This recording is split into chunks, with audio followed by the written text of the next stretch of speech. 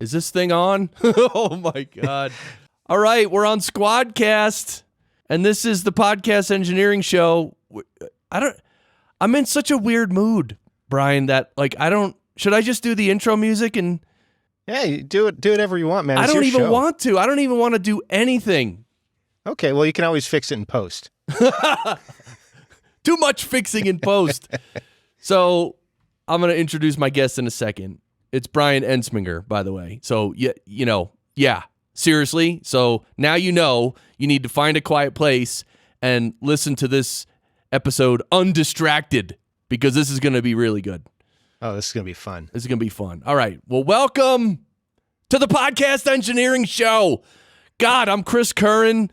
I'm going to tell you about the session I just came off of in a second. But I produce podcasts, and I run the Podcast Engineering School, which Bryan Entzminger is a graduate of. Yeah, that was a lot of fun. And you were in the very first semester? I was. Yeah, it was great.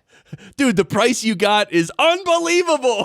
Yeah, I could not have done it without that price. I'll be flat out honest. It was a steal at that price, and I can't imagine now. Yeah, well, I think it's like times 3 now. Probably so, yeah. It was worth at least that.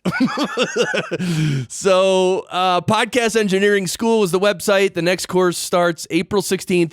And if you haven't checked out my daily goodie, every day I'm putting out these little mini blog posts. And now don't get all nutty and expect too much from these little mini blog posts, okay? I've already gotten some complaints, and it doesn't make me happy. I'm just trying to share some knowledge and have fun with my podcasting community friends. Really, leave me alone. So people have actually complained that there's not enough in those? Oh my God. What? I'm getting berated. Oh, I'm loving it. I actually had set up an if this, then that sequence to send it to me by email until you had the email set up. Well, right. The email, set up in quotes, because I'm still figuring that out. Yeah, it's MailChimp. It's MailChimp, and yeah, I don't know. Is everything really hard, Brian? And everything. In the entire world, everything is hard. It's hard. Okay. Just checking, because that's been my experience. So, Bryan Entzminger, engagingmissions.com. You do a show called Engaging Missions, right? Yeah. And you rock that. So you were, you were a very good student, and you implemented a lot of what you learned in PES, and so and the quality of your audio before that was already good. So anyway, I'm psyched. So engagingmissions.com, folks can check you out there. Anything else you want to mention to people right off the bat? No, I the only thing I'm wondering is whether or not Barry likes my show. Hold on, Barry. Yeah, come over here for a second. You get on that mic. Okay, you're on that mic. All right. Do you like Bryan Entzminger's show, Engaging Missions? Yeah. Oh, yeah. I was slow on the trigger. I almost hit this one on accident. No way. That'd be great too. Yeah. Well, let me ask Barry about Ralph M. Rivera's show. Do you listen to Ralph's show? No way. Do you ever plan on it? Would you ever be interested in listening to Ralph's show? Nah, it ain't gonna happen. That's great. Right? That's what he deserves. And if you really wanted to hear any sort of intro music, here you go. See, but it's not the same without the grunting, is it? It's not. No, it's not. Why is grunting such a... I don't know. I can't even do it right. Yo, you can't even do it? You want to grunt with me? Come on, let's do it. I mean, we can try, yeah. Let's do it. And you in the car, too. Ready? Yes!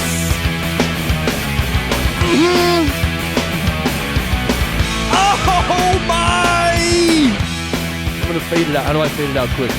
Wait, why is it not fading out? What the... Oh, my God. This has been your day, hasn't it? This is the worst day ever. All right, I'm gonna tell you my day, just so you know, just because you're listening to this and you're like, you know what? Why is Chris in a weird mood? Well, I did a session today with a client, and we were going to use Zencastr as usual. And I'm not going to go into everything. And Zencastr wasn't the problem, by the way. It was the guests' issues were the problem. But from when we first all connected to when we finally hit record was an hour and 10 minutes. Okay, for an hour and 10 minutes. we wrestled with things, a million things to get the session going. So then it's an hour-long show. So the host, they do an hour, and then the host is like, oh, Chris, hold on a second. Wait, is it possible, because I had a lot more questions, can we just do a part 2 and do another hour right now? Wow. And I'm like, well, if we do it, we can do it. And then, because then I had to tell Bryan here that I was going to be a little bit late, so only a little bit late. And so I said, okay, we could do it. So anyway, the recording itself went on for 2 hours and 20 minutes total. So add that all up, and that's like a monster session like I've never had. And anyway, it's going to turn out okay, because the guests, what we had to settle on with the guest was, because he was in a foreign country, let's say that. He ended up using his phone with the Ringer app. Oh, okay. And holding his phone to his face, talking into the Ringer app, which is, one thing about Ringer, it's stable. That's been my experience. Have you used Ringer much? Ringer is my preferred solution for remote, primarily because of the mobile app and my experience with the stability. For my show, I do a lot of interviews with people that are overseas, either in Europe or perhaps in Asia, some places like that. And so sometimes having that computer, not a Chromebook, but an actual Windows or Apple computer, something like that with Chrome, can be a challenge for them, but having that app available really helps them. Yeah, that app. So what I did during this, and we had a bunch of problems with Ringer as well. So during this monstrous episode, I actually was writing down a bunch of notes. I wrote out something that's going to be a blog post, and it's called, I wrote another blog post too while I was in the session. But my frustration with Ringer, which overall is a very good service for recording podcasts over the internet. So yeah, Ringer's good. And look, as I mentioned in the first line of this little post that I'm going to make, that I pay for it every month, and I have been doing so for 3 or 4 years. So I do like Ringer. I like having it as a tool in my toolbox that, if Zencastr or Squadcast goes haywire, I got an option. So yeah, I like Ringer. I'm thinking about switching to Squadcast as soon as they get their mobile app available, because I think that will address the primary reason I've chosen Ringer over other solutions. Oh, I didn't know Squadcast was developing that. Yeah, last I heard, it's supposed to be April of this year, so I'm really hopeful. April of this year. All right. Well, they just, right, it's January now, and they just technically came out of beta like a few days ago. Oh, okay. I didn't even know that. January 21st or something. They're like, oh, okay. we're out of beta. I'm like, wait a minute. You've been around for 2 years. I've been paying for years now. Yeah, it hits my card every month, man. What's up? So, all right. Well, let's do the speed round with Bryan Entzminger. That's what we're going to do right now. Okay. And see, people don't know this, but so we're connected on Squadcast right now because we tried to connect on Zencastr, and what happened? I showed up, you showed up, and it was a different train station, I think. Dude, I showed up to the session, and I'm there by myself. You show up to the same session, same URL, and you're there by yourself. Yeah. And we keep refreshing and trying, that's a weird one. I've never experienced that. I mean, I am pretty special. I just want to point that out. So, you know what I didn't do? Because after that monstrous session, I didn't restart my computer, from scratch. But yeah, you didn't have time. Yeah, it shouldn't matter because the redirect I was putting in place to send you to Zencastr, that was working. The redirect was fine. Yeah. But anyway, weird, wacky stuff. Now we're going to do speed round with Bryan Entzminger. So I already know that you have an RE320 because first of all, I knew that, but second of all, I could see it through Squadcast, which we're using now. And I don't use Squadcast very much, but it's pretty cool. But I will say right now, again, I don't know what's with the technical gremlins today making everything not work, but on my screen, the webcam I've chosen, it shows my secondary webcam, which is pointing at an empty chair in front of a window. But yet I chose my regular one, and Bryan can see me. So and on my side, same thing. I'm looking at you. You can see me, but when I look at myself, I'm seeing something completely different. Right? What is with? It's just. So are you going to start the timer? Do I have to hit 60 seconds on this? Dude, I know. See, you're a very conscientious technician. I know you're going to hit it anyway. Like, do you like those speed rounds where they look like it never ends and we never even mention speed round again? Yeah, I mean, I could make it last if we need to. But those are my favorite. Yeah, so you said I'm running the RE320. Yep. Love that mic. I have one of those repop filters that I think is similar to what you have. And then I've got that on a shock mount and a boom arm. That's running into a Rolls cough switch like what you used to use. And then from that, it's running into my MixPre 3, which I can use for the SD card recording. And then I also, off of my computer, I have a second interface that's running audio in and out, and I'm running that audio into the MixPre, and then that audio is running into Hindenburg, which I use to record. So I'm recording a copy in Hindenburg, and I'm also recording a copy in the MixPre. Nice. Okay, then post-production, you got everything recorded? Yeah. Oh, post-production. That's half the fun. So I do all or almost all of my editing in Hindenburg Journalist Pro. I use that as my primary DAW. But then I will also, depending on the needs of the recording, I may use RX7. I may use Auphonic, just depending on what is needed. I find that a lot of times I need to use some kind of voice denoise.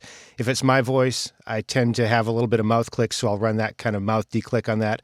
Then when I'm done, I'll run that in through Hindenburg, and I'll use, I cheat a little bit. I actually really like their voice profiler, and I've created a few custom profiles, so it'll, in quotes, listen to the track and come up with the EQ curve that it thinks will help it match what I've told it is the reference. So I'll typically start there, and then if I hear something, I'll EQ and compress a little bit differently.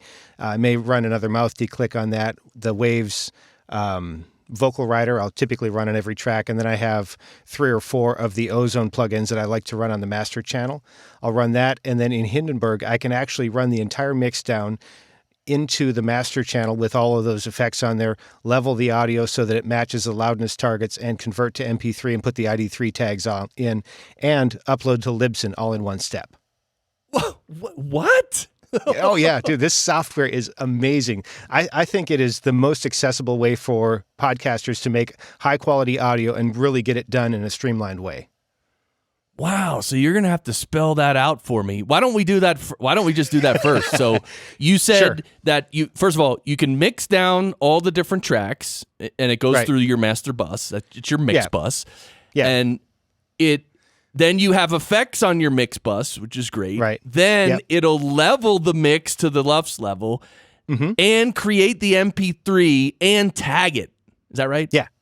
And it can also upload directly to Libsyn, Blueberry, several other services just right into the Dropbox or right there to get it ready. So it's already got the tags on there. It is super slick. And, I forgot to mention this. One of the things I do like about Hindenburg is it also has that auto leveling when you bring something in. When you record a file or when you bring in a file, it'll sample it and it'll level it to, for voice, I think it's -21. And for music, it's like 2 or 3 decibels lower than that, just so that it creates that presence there. So it'll automatically do that. And then if I've done that, but I've applied a bunch of effects or EQ, then I can always throw a LUFS meter on the master channel and check to see if the voices are roughly in sync, listen with my ears, make sure I feel comfortable about that. Because sometimes it can be tough to match that when you started applying a lot of compression or some kind of other effect. Right. So when you bring it into Hindenburg, Hindenburg immediately levels all the tracks. But then when you add processing and compression and EQ and stuff, does it No, it won't re-level it like that. So then what I do is I'll put the LUFS meter on the master channel, and I'll take one of the 2 or 3 voices that I have, and I'll get a sense for where that's hitting on the LUFS meter. And then I'll go to the next one. I'll say, okay, I've got this segment. Is it about the same? And if not, then I'll adjust the master volume on that channel. Got it. So that it matches the LUFS target that I'm going for. So I'm usually running in that sort of 20 to 22 range. Nice. I like that. You run each voice through the master fader and look at the LUFS meter, and then, so you run, voice number 1 that way, and then you mute that and run voice number 2, and that's how that can help you level the voices. That's cool. That's cool. Yeah, and I mean it's no replacement for your ear, but it just kind of helps you get it there quicker. Right. So now, but when you mix, out of Hindenburg, do you? Well, first you have to put in all the tag information, obviously. Yeah. And then, oh, you know what I was thinking? Because the way I level the loudness after a mix is I use iZotope RX, and I just set it to a level. But it sounds like you're just using your eye and you're using a meter to judge the LUFS level. Is that correct? Well, for the individual voices within the mix, but then when I export it, Hindenburg will do what RX does in terms of the leveling. And quite frankly, I've found that it can be faster and get me essentially the same results. I did a side-by-side between RX and Hindenburg and Auphonic, which processes differently, and I knew that, but I just wanted to see what the differences were. So I took one file, ran it through all three. It was a short file, maybe 15 minutes or something of audio. It took 20 seconds to run through Hindenburg. It took like a minute and a half to run through RX, and then it took about the same amount of time, maybe a little bit less, in Auphonic. Of course, Auphonic does it differently. I know that. But then when I put them all in a loudness checker, they were all within half a decibel of each other. Oh, half a dB. I would even think. Yeah, in terms of LUFS target. Yeah, I'd think they'd even be closer, like 0.1 or 2. Yeah. Yeah, I mean they were really, really darn close. And when I put them back into Hindenburg to look at the waveforms, the waveform for Hindenburg and the waveform for RX were almost identical. So where you could see it where it was putting in the limiting and things like that. Whereas of course Auphonic processed it differently, so the limiting wasn't quite as obvious there. Right. Well, yeah. So Hindenburg, I want to talk more about Hindenburg, but let's step back and start with your mic and your hosting shows. I mean, you have a show. Do you have one show or more? No, I just have the one show right now. Okay. And any work you do for clients in terms of podcast production is it all post-production? Yeah. I don't have any clients right now that can work with my schedule in terms of recording. So it's all 100% post-production. Got it. So when you do your own show, you're talking into your Electro-Voice RE320, which I love. I mean, I've said many times that if there was one mic that you could just have, that would be good on most people and have a good high output level, it would be that mic. You know what I mean? Because that one, it's just a great mic. Yeah. So I love it. Yeah, and it sounds good. And so you're connecting online with your guests and using mostly Ringer. Yeah. Okay. Yeah, Ringer is my preference, because of that mobile app. So, yeah, because the mobile app, right? That's really helpful. Although here's the thing. Today, again, this monster session, the guest was on Ringer on a phone, meaning he was holding his phone to his face, talking into Ringer. And I told him in the beginning, and I tell everybody who's talking into a phone, this is what I say. This is exactly what I say. This may sound stupid, but could you just make sure that when you're recording that you just keep the phone right near your mouth the whole time? You know, don't hold it back by your ear or, all this, angle it down and all that. And everyone's like, oh yeah, okay, no problem. And sure enough, about 20 times in this episode, you could tell the guy was like, like he turned his head and held the phone down and kept talking, and it's like it just sounded like he went away, and it was all of a sudden he's in an echo chamber. It's very weird. Yeah. I had a guest once that I actually had problems with the mic on his phone clipping because it was so close to his mouth, and he was projecting so hard. That one was really interesting as well. Right. So what did you? Well, I would first thought that comes to my mind would be run it through RX, maybe the D-clip, but the thing is, the D-clip might not be the tool for that, because it's not that the level's too loud and it's clipping. It's the actual air coming out of his mouth distorting through that the hole in the phone, and like, you know what I mean? It's almost like it's a physical distortion of the sound, not just a peak level distortion. Yeah. So from a technical standpoint, I think there's a couple of challenges with it. One of them, you talked about running the D-clip, but the other challenge, like some of the other services, Ringer does some things to help minimize the file size. So for example, Zencastr, typically people will work with an MP3 file rather than waiting for the WAV files to upload. Ringer takes a different approach. They record it as wave or as a FLAC rather, and they upload that, but only at 22.1 kilohertz. So you've actually got less data to work with when you're trying to declip. And so it makes it, in my view, it makes it harder for iZotope to interpolate and figure out what's supposed to go where and how to clean up that. So in the end, it didn't sound as good as if we had recorded it right the first time, but it never does. But that's kind of the approach is you go, okay, declip, and then is there anything else that I can do to this? Can I roll off the high mids a little bit where it's getting kind of crunchy, that kind of thing. Right. And the deplosive, you could try that one as well. And then there's the other one. I'm trying to think, what was the other? I don't have my RX open. Maybe I should open it. No, I'm not gonna touch anything. Oh my God. Sometimes, you know what I do sometimes when I'm on a live recording session with a client and we record, and okay, great. Usually I use Zencastr. And so after they're done, people usually just chit chat for like a few minutes. I'll quickly download the MP3 and I'll open usually RX and I'll just open the guest's MP3 just to look at it, just to make sure that we got the whole file and it looks okay, right? I don't even listen to it. But for some reason, opening RX and loading that file into it, then when I go back to Chrome, to Zencastr, sometimes that audio starts to get like garbled.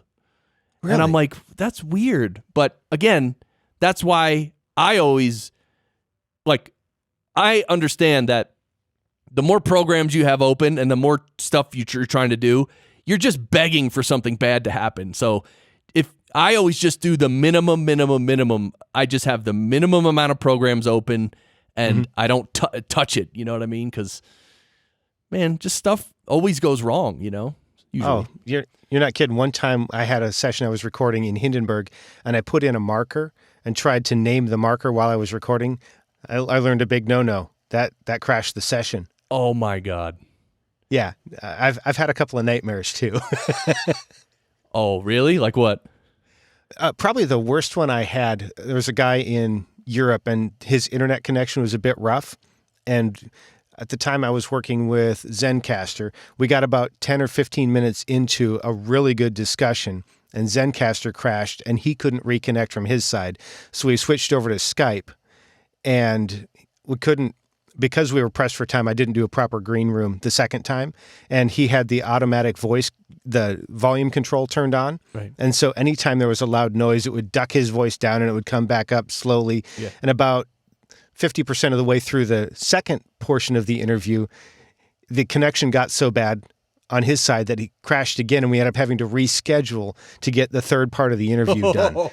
And then trying to mix that together and make Zencastr plus Skype 2.0 sound even marginally the same was oh man. Oh. But the content was so good. I mean, this is the argument you hear from podcasters, right? The content is so good. I don't want to not put this out just because somebody's going to listen to this and go, well, this guy doesn't know anything about audio. Right. Yeah. And that's the distinction that I make, and I know you make too, between, okay, you can have a bad recording, but you can process it in post-production so it sounds okay. It sounds listenable. It's not going to be the best audio ever, but the person listening can hear it clearly enough, and they can hear it. And again, it's not like, the sparkling voiceover quality or anything like that, but as long as they're able to hear it, the terrible thing is when it sounds bad and at times it gets really low and you can't hear it and it's like, well, what did he say there? And that's when people turn things off. You know that. Yeah. Yeah. I hate to say that I've turned into a bit of an audio snob. If I can't understand the words, I don't see the point in listening anymore. I mean, I used to want to listen out of loyalty and I'm like, I'm sorry, I can't hear it. Yeah. And again, you're not being an audio snob. It's just that you don't choose to listen. Like if it was the most important message you ever wanted to hear and it sounded like complete garbage, you would suffer through it. You would listen. Yeah. Yeah, and part of it also is context. I listen almost 100% in the car where there's already plenty of background noise. And I used to think, well, I'll do this one when I get home. Well, the reality is when I get home, it ain't going to happen. I've got kids and a wife, and I edit podcasts, and I'm sorry, I can't get back to it. If I can't listen to it where I can, I can't. Right. So you got the RE320. Yeah. With the good pop filter. And you got a Rolls, the cough switch, which, I have one. And now I use my Rolls switch now when I stream my meditations. I have it on my Sennheiser MKH 416 mic. So for you, though, do you end up using that cough button often or not really? All the time. I've got it on the floor right next to my left foot. And if I need to take a sip of water, like you've seen me do a bunch of times, but nobody's heard me do, I've got that cough switch going on. Wow. I heard you on the episode with Jennifer Longworth talking about using the mute button on your MixPre. Mm-hmm. And I got to be honest, I'm scared of even thinking about doing that because I'm afraid I'll hit the wrong button. So, see, the one thing about the MixPre that I feel okay doing that is that the MixPre is a really professional piece of gear. Yeah. And they know they're like, I feel like it's only the cheap gear that is prone to like stupid errors and stuff. Like the MixPre, like for instance, right now, my MixPre is running, it's recording, and the mute switch is right next to the arm button. Yeah. The record button. But I guarantee if I hit the record button right now, it's not going to do anything because it's in motion, it's recording, and Sound Devices knows that, all right, you probably don't want to stop recording. So yeah, and it is grayed out. So that's a fair comment. That's true. It is grayed out. Yeah, I didn't even notice that. I was just gonna say, hey, should I try to hit it now? But if you want to, I'm gonna try and hit it right now. Hold on. Yeah, nothing. It's grayed out. You're right. And but anyway, the solo switch is right next to the mute switch. So, but if I know if I hit solo, it's not a destructive solo, which is gonna stop any tracks from recording, right? Yeah, because they already thought of that. So I feel okay hitting the mute on my MixPre. I may try that in the future. We'll see. All I'm saying is it's not. I think what you got going on is perfect. In fact, I didn't even think that I could operate the Rolls cough button with my foot. That's pretty cool. Oh yeah, that's how I used to do it because a lot of times I'll have a guest and I tend to like to try and let them talk as much as possible and not interrupt. Like I want to hear their story and I only interject when I need to. And so I would end up with long sessions of time where I'm thinking, man, there's going to be like a zillion lick snaps to clean out of this, or right. I might, my headphone cord might move or something. And so I'm thinking, I don't want to have to go through and listen to every part of this and make sure I got all my sounds out. But the cough switch is uncomfortable to hold down with your finger for a long time. Right. Well, it has two modes of hitting it. One is a latching mode. Yeah. That's what I use. So when I press the cough, when you press the cough button, it's like mute, and then you can let go, and it's just muted. Then you press it again, and that unmutes it. And does your microphone not pick up the sound of the mute and unmute? Not really. Oh, okay. Yeah, the little click of the button, it's a very faint little click when you mute and unmute. I don't know. It doesn't pick it up audibly. I should have tested it. Yeah, but then it works in another way, which is this how you're using it, where in order to mute it, you have to hold it down? That's exactly how I use it. Okay. And they also have, you can invert it so it's push to talk instead of push to silence. Okay. And I did not want to go. I tried that one time, and I could not for the life of me figure out why my guest couldn't hear me. Never again. Well, the other thing about that Rolls, too, is it's not 100% mute. It's like mine. It brings down the level something, a lot, like maybe 40 or 50 dB. Yeah. Right? But it's not a mute. And I noticed that a couple years ago, I was coughing a lot during one of the sessions, and I would mute it, and I'm like, why in the world is this picking this up? I was like, oh, it's not truly a mute. It's an attenuator. Right. Yeah, and it's been weird to me. A couple times I've had people on, and like I mistakenly had myself muted, and I'm talking, and they're like, oh, you sound really low. Your level's a bit low. And I'm like, a bit? Like, anyway, when I figured out what it was, I'm like, dude, like 40 dB low. I mean, you gotta, that's not just like, oh, your level's a bit low. Like, dude, something's wrong. Yeah. But they could hear something. So, all right. Then you got the MixPre 3, which, these units are just Awesome. Tell me about your experience with your MixPre 3. I guess it's a mixed bag, no pun intended. The MixPre is incredibly powerful. The instructions that come with it are non-intuitive. I've found it very difficult sometimes when I wanted to do a specific thing to figure out how to do it. But what I have found is that once I get it dialed in and save that preset, it doesn't go anywhere. And before I had this, I had a USB mixer that passed all the channels through. It was one that actually did the right thing for a podcaster, but it was taking up so much space. And I thought, I never record more than 2 or 3 voices. I'd love to record 12, but I don't actually need 12. And so I looked at the MixPre and I watched and I saved and I watched it on eBay and I found this thing for like $100 off and I jumped on it and got it and I haven't looked back. Mm. And you use a second computer. So you have 2 computers there. So let's. I actually changed that. Okay. I just switched maybe 2 weeks ago to running all the audio through one computer. Okay. But I have run it through the second computer. And the way I would do that is similar to what you would have done. I just run the audio out and the audio into the MixPre. I use the pan function on the MixPre to separate the channels. So left out goes back to the computer, right out goes nowhere, and I use that to separate the channels for the output. Now that I'm using just one computer, what I've done is I've just picked up a $10 USB, it's almost like a dongle interface that has just one plug for the mic and one plug for the headphones. And I run that into the computer and then select that as the audio interface for Skype or Ringer or whatever I'm using.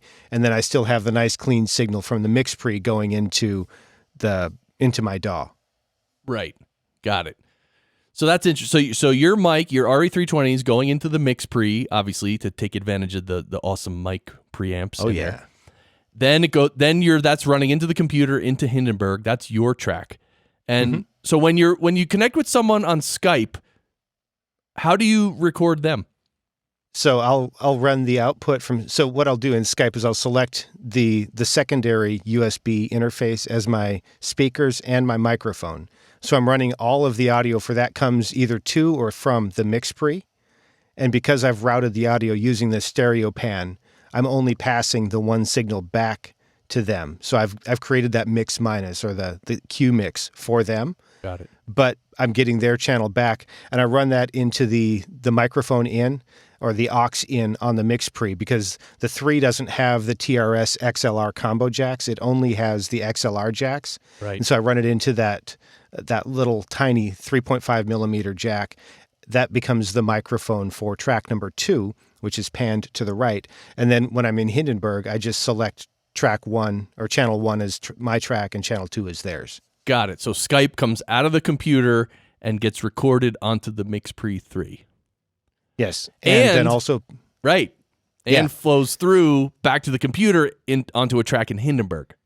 Yeah. And I will say that I had to search the interwebs for a bit to find out how to do this because I have to go do some advanced settings within the MixPre.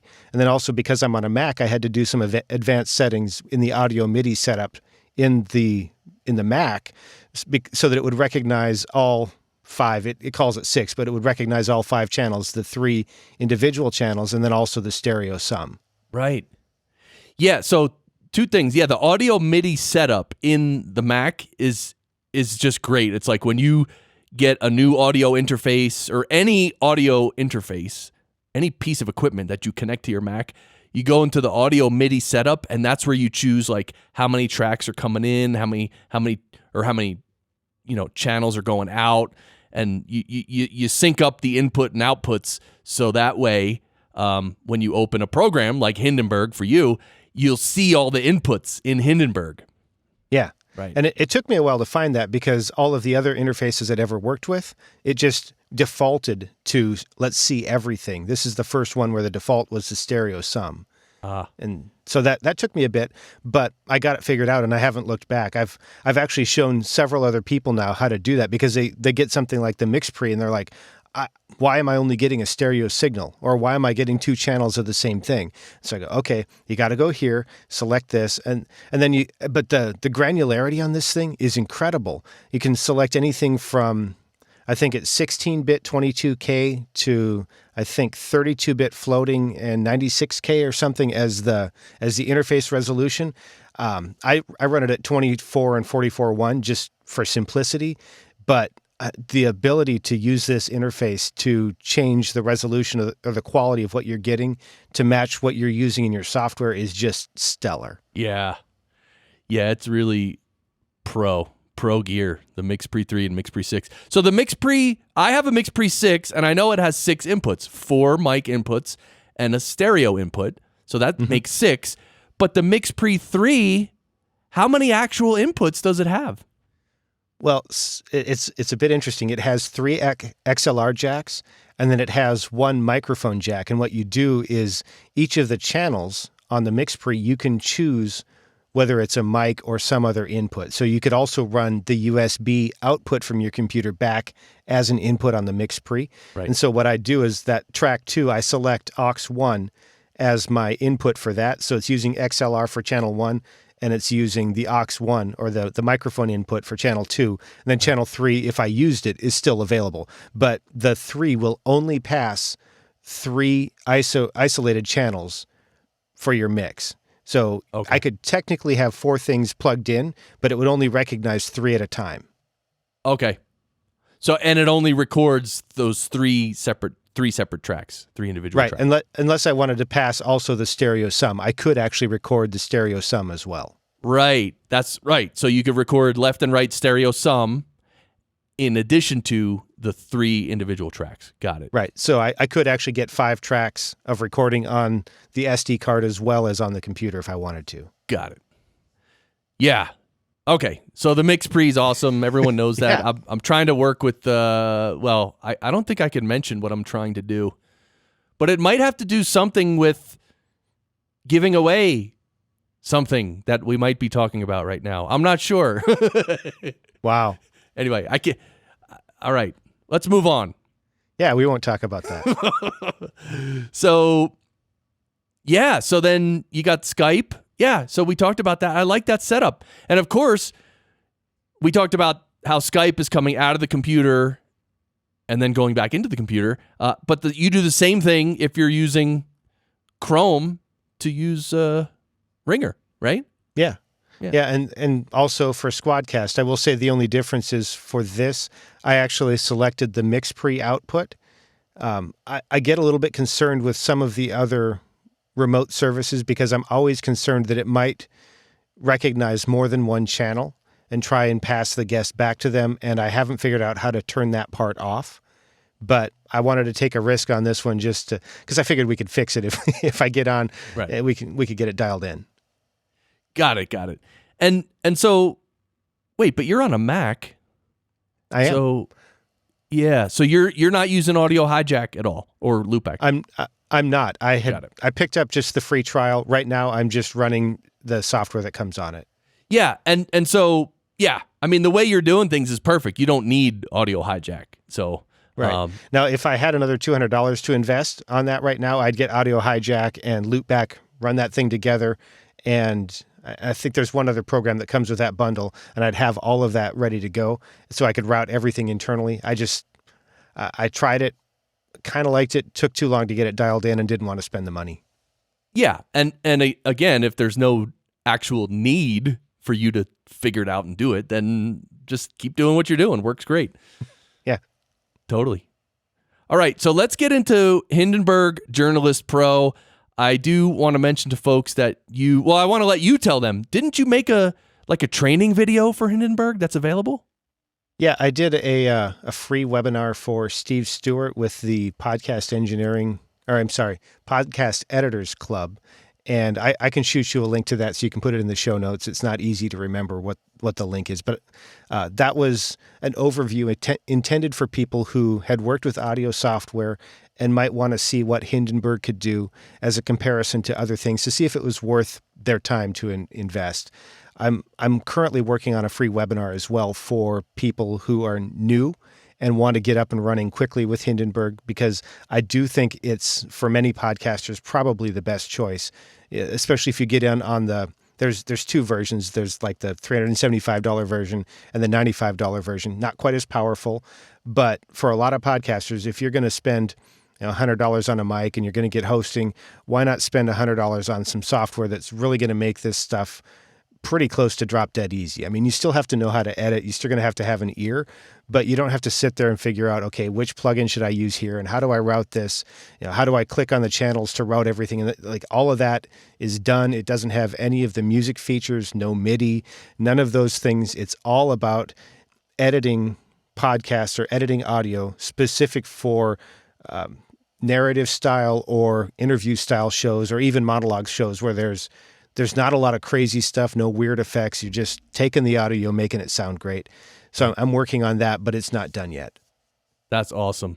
Yeah, the more I hear about Hindenburg, I really like it, and I want to try it, and it makes sense. Apparently, I mean, it's called Hindenburg Journalist Pro, so I know a lot of journalists do use it because it's the way you can bring in tracks and just it automatically can level them to the same level. So if you have, if you go out on the street, record audio, and then you record some audio in studio, and then you have someone email you some audio, that's 3 different tracks. You could just pop them in there, and immediately they're going to be very close to the same level.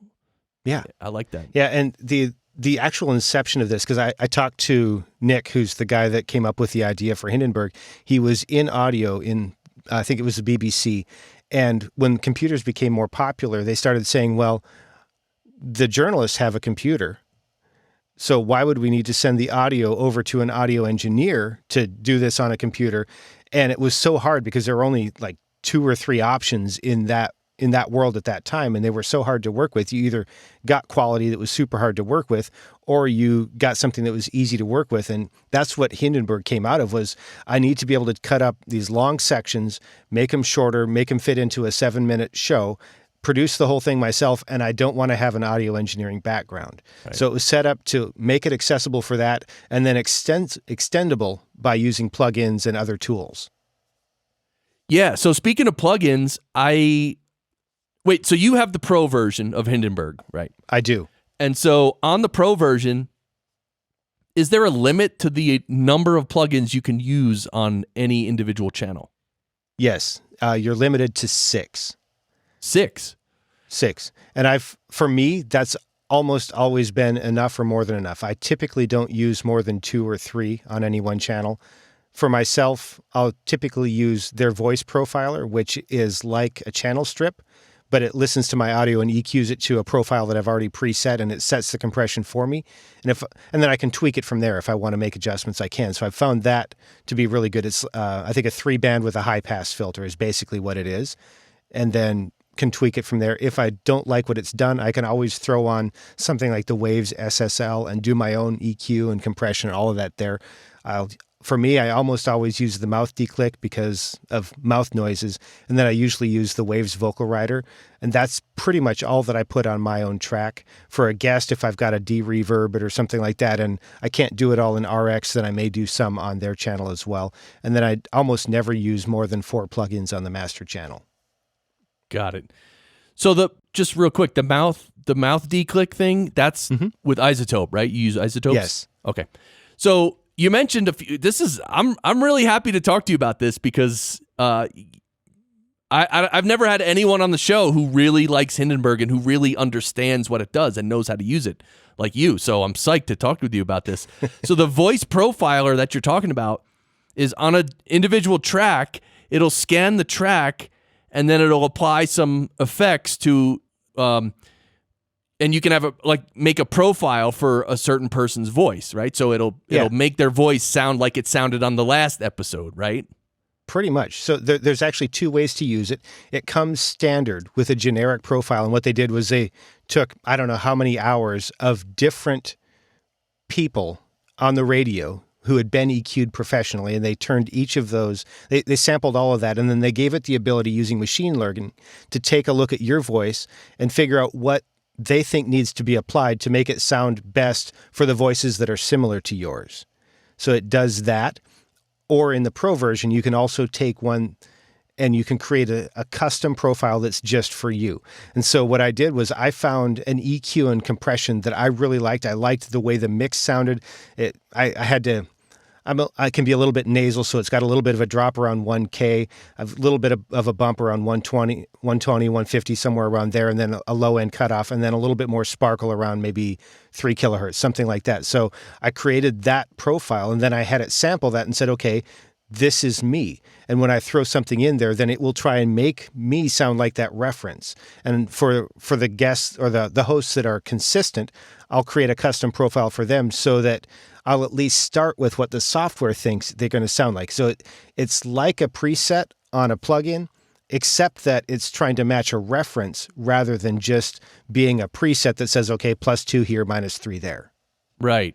That's awesome. So when you apply the custom profile in the voice profiler that we're talking about, after it applies the processing, is it like it just processes it and then it's done, or can you open up the actual settings and maybe tweak the settings slightly? Yes. Okay. Yeah, it's an actual plugin that sits on your track, just like a channel strip would. And then you can the only thing you can't tweak is the compression. It sets that for you and either turn it on or off. But the EQ, you can tweak that up or down. You can change the Q. You can do all of that. You can turn off the low pass, whatever you want to do. If you don't like it at all, you can then just throw that away and throw on a regular EQ. Got it. You know, one thing I just realized would be awesome, and it seems to be something that Hindenburg would do, is remember I was asking you earlier, like what you mentioned that when you bring in audio to Hindenburg, it'll just immediately level each track to, like you said, I think you set yours to -21 LUFS. So that gives you a good starting point to get started. What would be really cool, Hindenburg, Nick, is if after you use EQ and compression and you make, you work on each voice separately to mix it to how you like it, how it sounds. Then if it could scan the processed audio of each track and then level them all to the same, that would be cool. Did that make any sense? You know what? Maybe I need to do a check and make sure that it doesn't do that, because I could be operating under an assumption that is inaccurate. Because I do know that after I've taken a track and leveled it, I can re-level it. And if I've taken and clipped it into several different regions, it'll actually level each region independently of the other, which for me actually became a problem because I was working on an audiobook and I had clipped a bunch of stuff and I accidentally re-leveled the whole track. And so I've got 30 seconds of this volume and 10 seconds of this. So I had to figure out how to undo that. But it's worth a try, right? Yeah. And you're right, they may already do that, because here's the thing. Like, for instance, the Waves plugin, the Sheps Omnichannel, that one, as you process the audio and even compression, EQ, anything, it continually sort of keeps it at the same level. Right. So even if you add a lot of low end and it becomes this big bassy voice, it'll add the low end because you're adding it, but it'll also drop the overall level slightly, or Really? even more than slightly. Wow. So, yeah, I know the Sheps Omnichannel does that, which is cool because you could start. Think about it. In your case, you start with a track that's -21 LUFS. Then in the Sheps Omnichannel, you can tweak it and do this, do that, and the output is going to be very, very close to -21. Still, yeah. So. Yeah, and I like the Sheps. I threw it on a track today. Yeah, that's a good one. All right, and then so the other thing with Hindenburg was with Skype, because I know Hindenburg, Skype is integrated into Hindenburg. So first tell us how Skype is integrated into Hindenburg, and then, because before you told us that you're routing Skype out of the computer into the MixPre. Yep. Yeah, so tell us about all that. So I will tell you that officially on their website, they have taken out the Skype integration on the comparison. They have on their comparison chart, they've got, this version has this version has this. They've taken the check marks out of that because Microsoft keeps changing Skype, and they've found it very difficult to ensure the stability of that platform. It is integrated. They've got a call recorder very similar to Ecamm call recorder, except that it sits in Hindenburg. And on the Mac, it when you install it, it also installs SoundFlower, and it will allow that to route the audio for you, similar to what you would do with Rogue Amoeba. I don't know what they're doing on the PC side anymore, with the Windows side, but I can tell you that because of all of the changes that I saw happening with Microsoft tweaking Skype, I became very uncomfortable relying on any software solution. I also have Ecamm call recorder that I used long before I had Hindenburg. I still have those.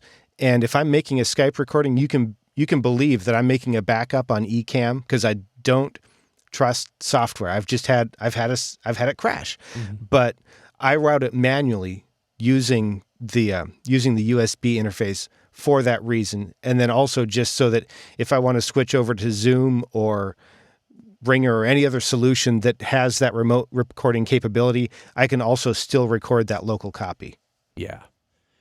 Yeah, that's awesome. I mean, yeah. And so it's great. It's not either or. It's not like, well, should I record it just in the box using Ecamm, or should I run the signal outside and record it there? No, do both. Yeah. Always. I one time I had to call up a guest and say, your interview was great, but I'm sorry, I lost the recording. Oh. And I don't ever want to do that again.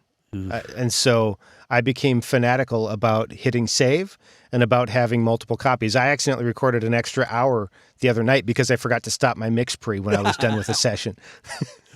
I've done that too. Like maybe 20 minutes, I'll be like, wait, this is still running? Oh my God. Yeah. That's funny. All right, so Hindenburg, I have some questions about editing because because you went through podcast engineering school and I taught the difference between the multitrack DAW and the software, which I call a detailed editor, because when I do detailed editing, I really like to go in. I mean, I want to take out mouth clicks.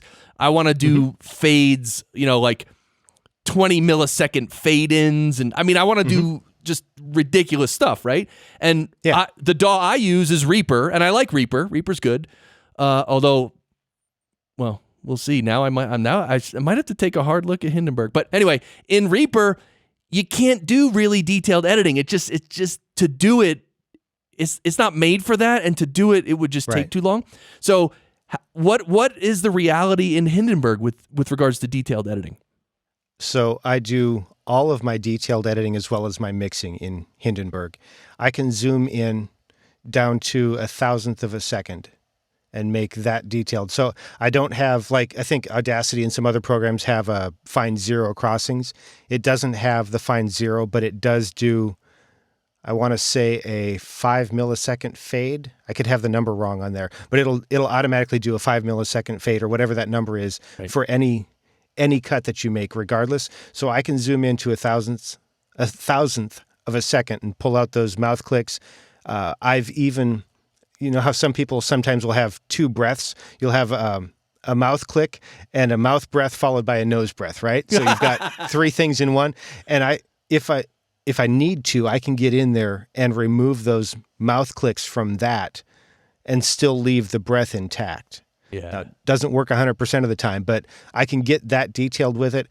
And unlike some of the other DAWs that I've seen, it has two delete functions that are just keyboard shortcuts. So some of them you'll either have to delete and move it, or you'll have to choose to do a ripple delete, which would allow you to delete. And Hindenburg will do either, they call it insert silence. So you just create a section of silence where there used to be sound. So that would be like if you're deleting a section out of a Microsoft Paint image and all of a sudden there's just nothing where that used to be. They have that, or they have like a ripple delete where it would more like Microsoft Word where you delete it and then everything slides forward. Right. And you can do that either on a single track or all tracks at once, or multiple tracks. You just make sure you've selected all the tracks you want to cut, make the cut, it moves it all over, and you keep going. Right. So that's seems like something to me that would be really tedious, because what if I want to cut out a mouth click? Would I really have to highlight every track, then zoom in, and then highlight the mouth click and hit ripple delete? Yeah, I mean, the way I do it is I always have the two tracks that I'm editing, because I don't typically do more than two voices, I'll just have them side by side, and I'll start at the bottom of one track and select down into the top of the other track, and it'll automatically select that tiny region on both tracks. And then it's just a single keystroke. I don't even have to, they have it set up so that if you don't want to, you don't even have to hit the command or the control button. I just hit the X key, it deletes it and moves it automatically. One key. Got it. So with your mouse, you're sort of highlighting the mouth click and both tracks, and then just hitting X. Yeah, and one other thing that I do, I still have, you can see this, one of the really old Apple mice with a little scroll wheel on the top, and I can scroll in and out to change the zoom in on the track right from there. So I can zoom right in, I can scroll left and right across the track using the same mouse, select it, clip it, and then zoom back out without ever moving my hands, other than just to get there. That's awesome.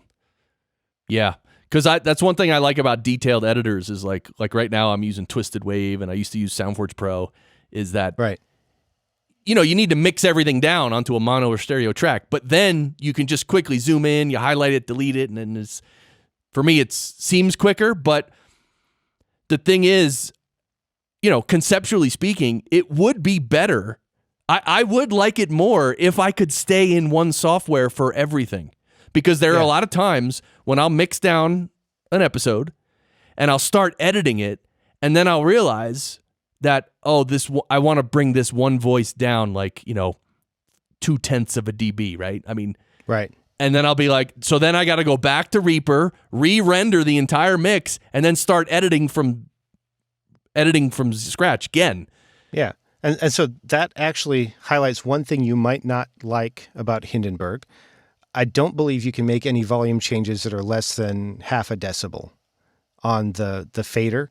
I think you can do 0.1 or 0.2 on, like, by selecting a region and just changing the volume of that, like automation. I think you can do a little bit more detailed there, but that might be something you'd want to check into just to make sure that you get the level of control you're looking for. Yeah. Well, my workaround for that would be a plugin, right? Like the last plugin in the plugin chain would be a plugin that I could adjust, the volume by 0.1. Because then I don't have to worry about the fader. I'll just do it at the last plugin. Yeah. So Hindenburg. So then you mix it out of there. So just remind me again about how you mix it out of Hindenburg and then bring it into, do you bring it into RX-7? No. If I've needed to do anything with RX standalone, I will bring the files into Hindenburg first. It'll create a project folder, and then I'll work on the files that are in that project folder. So I'm never messing with the true originals. It makes a copy automatically, makes sure that everything's at the same sample rate, all of that stuff. Okay. And I'll do any RX processing on those files. Okay. And typically I'll even make a backup of those in case I mess something up, so I can always repoint the edits in the DAW. I can repoint it to a new file. The edits stay, but everything I broke goes away. Right. So I'll typically do that. And most of the time, I don't find that I have to do much more than a voice denoise, maybe a spectral denoise, a deplosive, and then roll off the low end. And that's primarily just so that when I go back to Hindenburg and tell it to auto level one more time before I start making any cuts, it'll auto level without that low end that nobody can hear in there anyway. Right. So it brings up the level a tiny bit in terms of perception, but the RMS value is still basically the same. Right. Oh, that's great. All right, so then you're getting your mix done, your EQ and stuff, your compressing stuff, and then you're going to mix it down, and then so there must be a spot in Hindenburg where you go and you put in all the tagging information, the MP3 tagging information. Yeah, so there's I can't show you, but there's a properties section for each session, and I have templates for myself and for clients so that most of that stuff is already pre-populated. You just pull that up and tell it that what you're mixing down is a podcast, because it can do MP3 files, it can do SoundCloud, it can do PRX, it can do a number of different formats in terms of how it tags stuff. And then you just put in the title, the description, all of the different pieces, save that, and then that part is ready to go for when you render the file. And then I could, if I wanted to, render it to WAV and convert it to MP3 elsewhere, but then I'd have to apply the tags elsewhere also because RX doesn't apply those tags. So I render it straight in Hindenburg. I've done a number of tests, and I used to be able to tell a difference between that and rendering in RX7. I've gotten to the point now where I'm not sure if they've changed something, but the files to me are nearly imperceptible. So I just go ahead and render it right there, and then it's set up. If I wanted to, I could render it to my hard drive and then do whatever else I want to do, or just upload it. Or they've also got basically a one-click publish where you set up a destination, like if you wanted to send it to an FTP or send it to Libsyn or whatever. So I've set up those destinations for the shows, and instead of rendering the file, I tell it to publish the file. That asks me where I want it to go, and allows me to set the settings. So I can set it to -16, 44.1K, send it here, and make it a draft. And it'll actually pull the date field and pre-schedule the Libsyn post. I use Libsyn primarily. It'll pre-schedule it as a draft on that day. So all I have to go in, make sure that everything came through, and then I'm ready to go, ready to hit publish or schedule. Wow, and I'm assuming in Libsyn it takes the metadata for the MP3 metadata and fills in a bunch of the Libsyn fields as well. Yeah, so it'll fill in the title, the subtitle, and the description. No problem. If there's a URL in there, you'll probably just have to make it into a URL because it'll just come through as text. The Apple-specific stuff, I have to populate myself. That's just how it is. It'll automatically load the episode image, the square image, and it appears that instead of loading, like if you have it pull from the MP3 tags when you load to Libsyn, it appears that what that does typically is just pull that low-res image that got mixed into your file, but it looks like Hindenburg is actually sending the high-res version of that for the episode thumbnail outside of the MP3 metadata. So that file is there. If I wanted a horizontal image, I have to do that myself. And then, social media scheduling and all that stuff is outside the scope of what Hindenburg will do. But it'll get the file there with the basic MP3 data pre-populating Libsyn. If that's how you have Libsyn set up, because you can turn that off where if you don't want it to pull from the metadata, you can tell it not to. Right. You could tell just to bring it in without pulling the metadata. Yeah. But I'm, efficient and lazy. So I say, pull it in. I'll tweak it from there.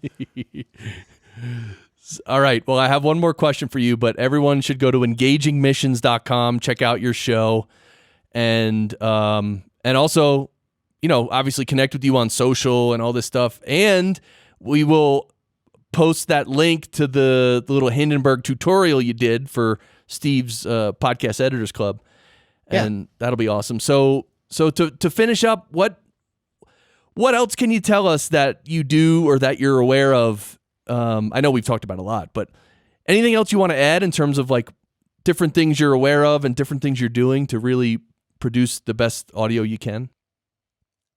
That is not a question I've considered. Give me a second. Yeah.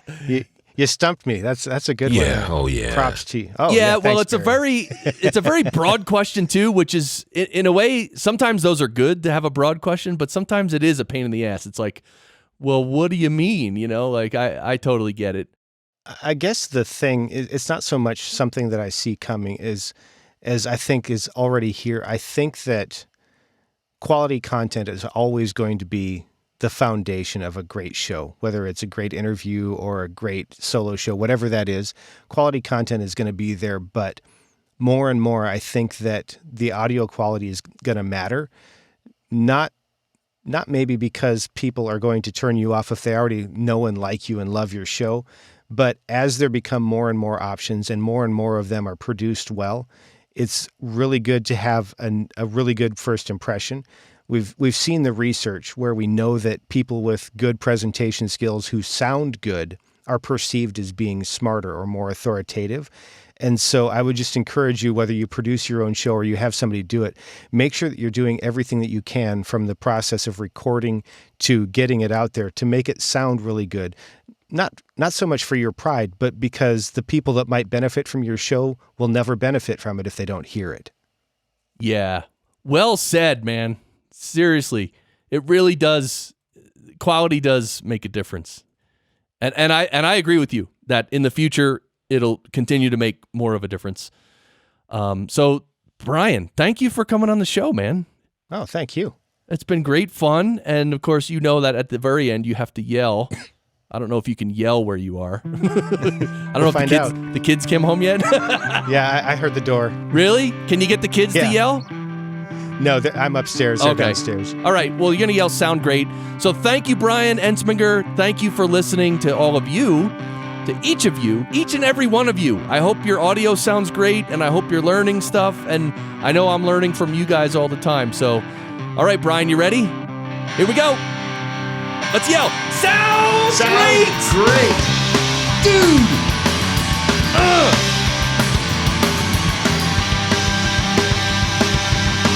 You walk away from me well, and you can't play that part so well. But you're playing out on me now.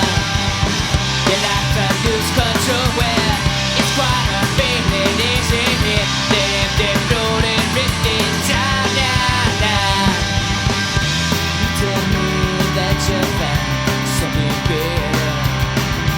How should I respond to that? It's a lie. I don't wanna hear it. What do you want me to say? It's a lie. I don't wanna hear it. You react so angry. You change your attitude well. You say I just don't get it now. You say your eyes so far away now. Give up on me well, so change your game.